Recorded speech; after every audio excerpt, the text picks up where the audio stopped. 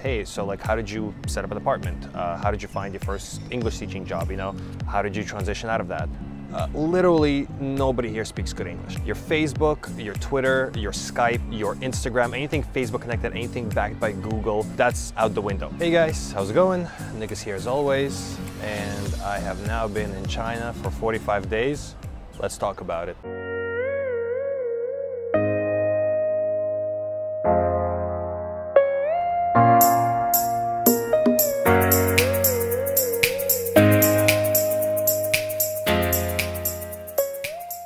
So, first 45.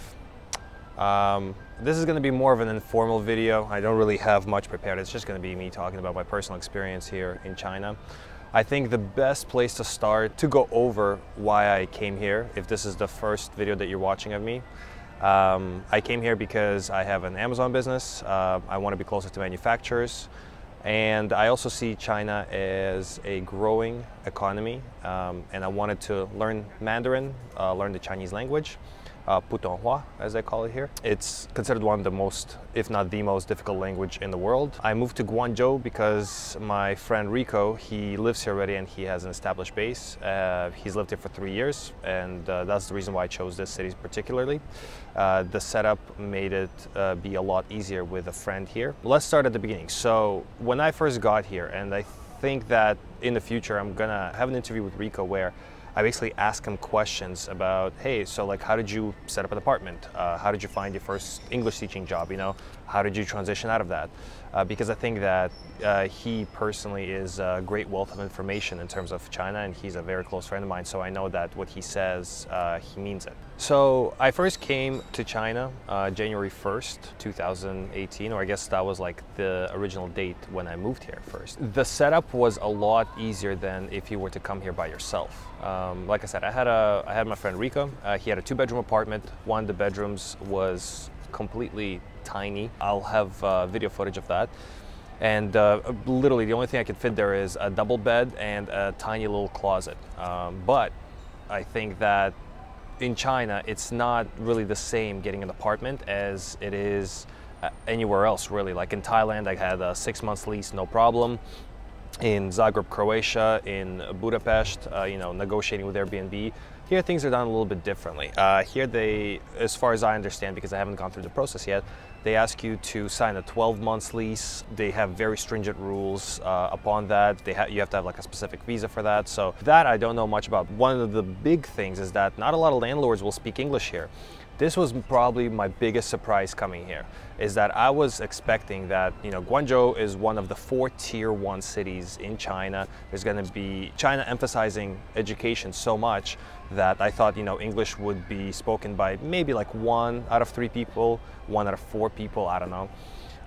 Literally nobody here speaks good English. So just going with that, at least when I moved to Colombia, I was expecting that, all my friends were like, hey, if you don't have Spanish, it's going to be tough for you here. Like, just learn some basic Spanish. And Spanish is one of the easiest languages. Within a month, I had like more or less kind of get around Spanish by doing like 1 or 2 hours a week, 1 or 2 hours a day, sorry. Whereas here, when I moved here, I do like about 1 or 2 hours of Pimsleur a day. And it's still like, it's hard to get those tonals, tonal pronunciations. I've gotten like a few phrases like, I don't speak Mandarin, can we speak English kind of thing. Nobody, even the younger people, they have like 2 words to stitch together, if that. One of the big kind of, I guess, portraits that's being painted here for me that I'm realizing is that China is like a very self-sustaining land, like country. They're just like, we have our own thing. Like as soon as you arrive, your Facebook, your Twitter, your Skype, your Instagram, anything Facebook connected, anything backed by Google, that's out the window. Unless you get a VPN, and VPN slows it down drastically. Chinese internet speeds are already pretty slow. I'm pretty sure that there's plenty of articles and videos made about that. But the internet speeds are just atrocious, like 4 or 5 megabytes, if that, download. You put a VPN on top of that, and it's like you're waiting a couple of seconds for like just a regular web page to load. And the thing is, it's not static either. Like one day it'll be really, really good, and one day it'll just be complete shit. Like it's awful, You cross the border, like I flew in, everything got shut down. I think that the toughest period really is like the first week.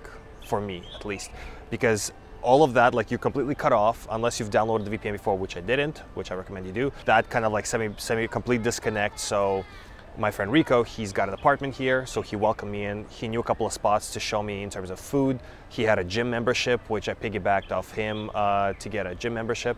He has an office here, which he has like a few empty desks. So I got to work from his office, paying like a monthly fee there instead of going like trying to find co-working spaces.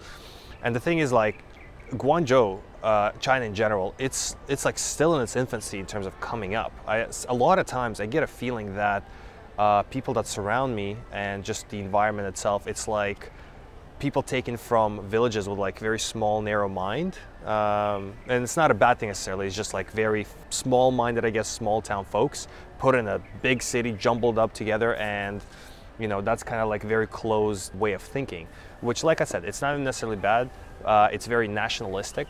Chinese people are really proud to be Chinese, and I kind of like that. I like, with all this craziness going on in Canada and United States right now, in terms of, like, on one side neoliberalism, on the other side alt-right movements, like mass shootings. Just the other day we were talking about, like, man, this just doesn't happen here. Like, it's safer than back home, and not a lot's going on, and it's like, with the amount of privilege or whatever, or people wanting to tell you that, like, hey, like, I deserve this, I earned this, I went to university, I deserve, like, there's nothing like this here. Like, there is no I deserve, there is no entitlement here. It's just kind of like everyone's super humble, everyone kind of keeps their head down, keeps working their 10-12 hours a day. Like, I really admire that. That's real hustle. However, right now we're in Chinese New Year. Everyone's taking a break for the past 3 days, and for the next 3 days, 4 days, everything's shut down, from factories to stores to restaurants, so hence I have a lot of time to film. Gyms was a very surprising thing for me.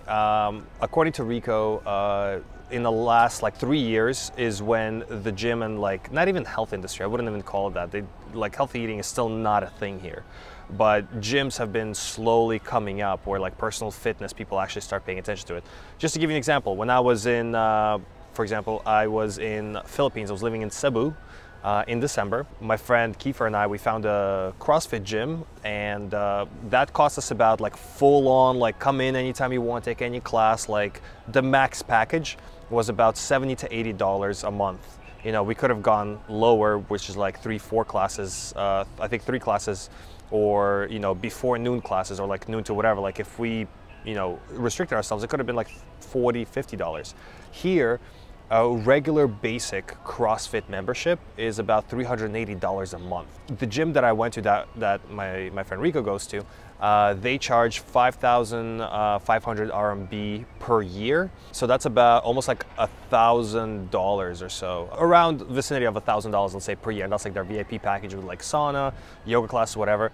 And then, Rico, on the other hand, like, because he's been with that gym for over a year, he negotiated a price, basically saying, like, hey, I've been here, can you give me like a 9-month membership for 2,000 RMB? For 9 months, it adds up to being about 30 bucks a month, which is completely fair. Like, that's reasonable.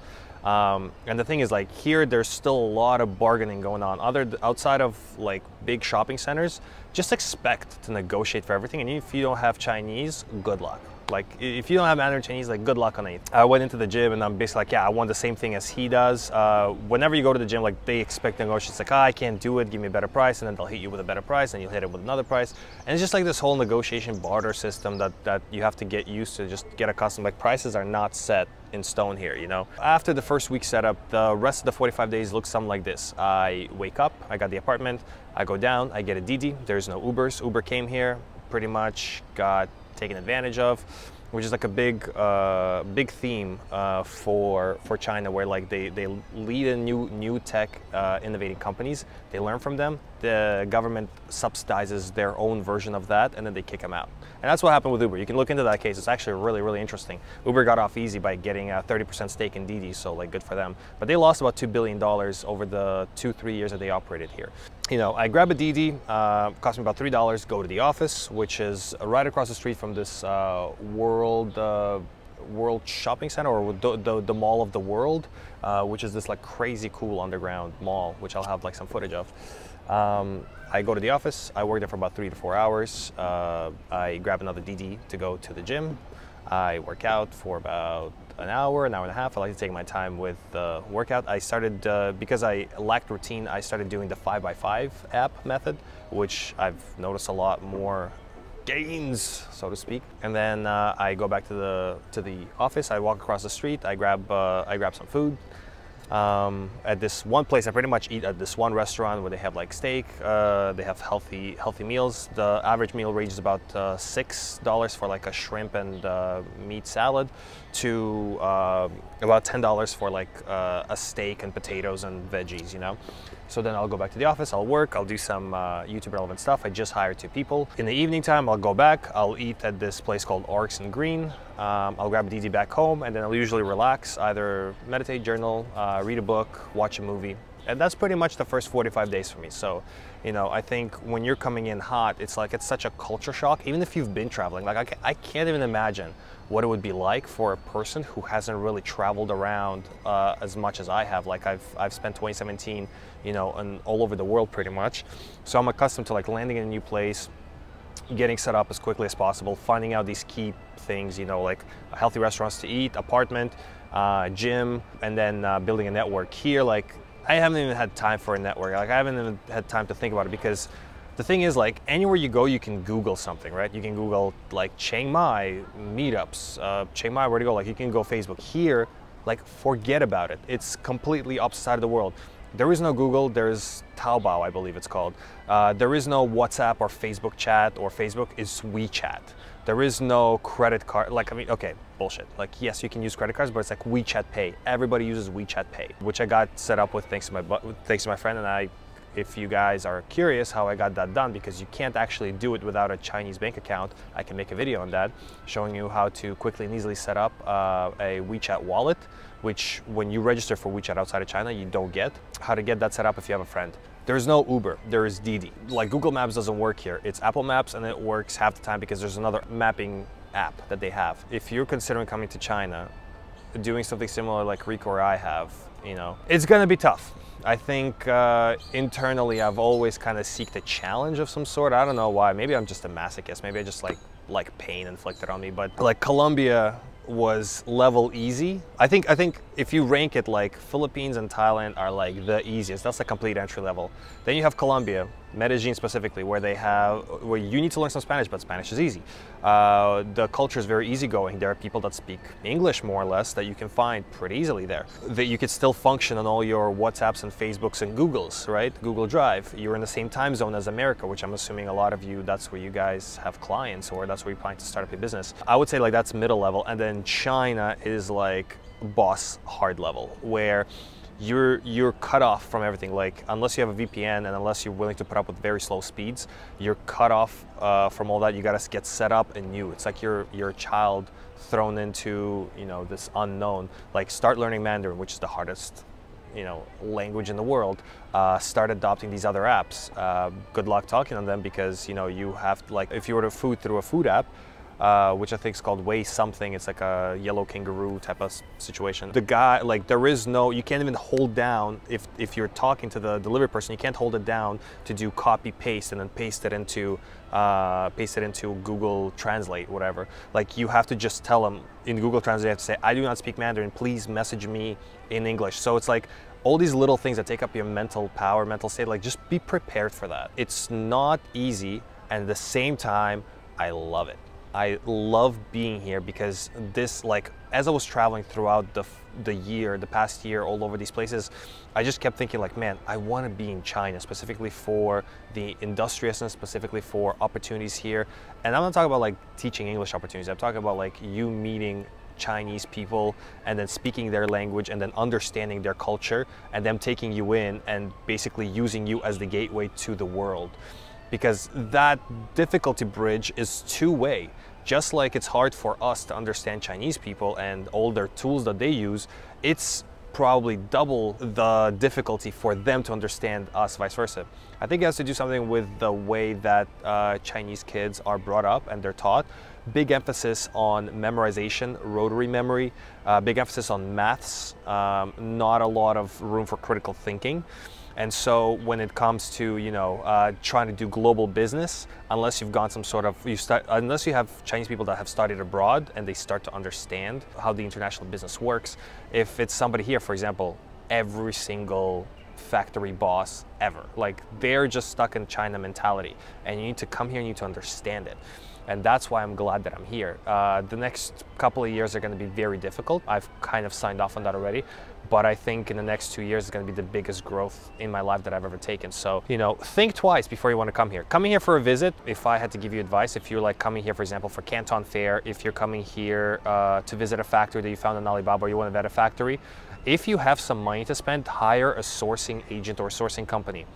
My friend Rico has one, but like I'm not trying to promote him in any way. I just know him personally and I trust him, and like he knows what he's doing. And he told me way too many scary stories about people just like, oh yeah, thanks for your advice, bud, but like we're gonna go do our own thing. But like whatever, don't even think about my friend. Just hire like go sourcing agent. Like if you're curious, I'll ask Rico. He probably has a network of sourcing agents. He can recommend you 3 other guys that you can talk to if you don't want to talk to my friend. That's fine. But just like know what you're getting into. Understand, like if you're coming here, you need, I hate to say this, but like you almost need someone to hold your hand and guide you through the process. That's the easiest way. If you're coming here, anything other than having a friend in business or having a teaching job already set up for you, or having somebody to like, you know, escort you around. Like if you're coming here by yourself and you're thinking, I'm just gonna get set up here and figure it out, good luck, man. Like honestly, good luck. It's hard to adapt. I think this is the hardest time. This is the hardest, like I guess, 30 to 45 days I've had. And I was homeless for a week doing the Red Bull challenge around Europe, you know, all around these countries using Red Bull as currency. And that was a piece of cake compared to this. And here I have money and I have a friend, one friend right now. It's not easy. It's not easy. If you guys have any questions about China, me living in Guangzhou, if you're curious, there's a specific case base, you know, questions that you have specifically for you, I would love to answer them. Please make a comment down below. Let me know if you've been to China, if you're planning to go to China, what are your thoughts on it? What are your thoughts on what I've said? Do you agree, disagree? I'd love to hear all opinions. If you guys got some value out of this, or you were entertained and got a little chuckle, probably not, but hit that like button. Otherwise, guys, I'll see you in the next video. Cheers.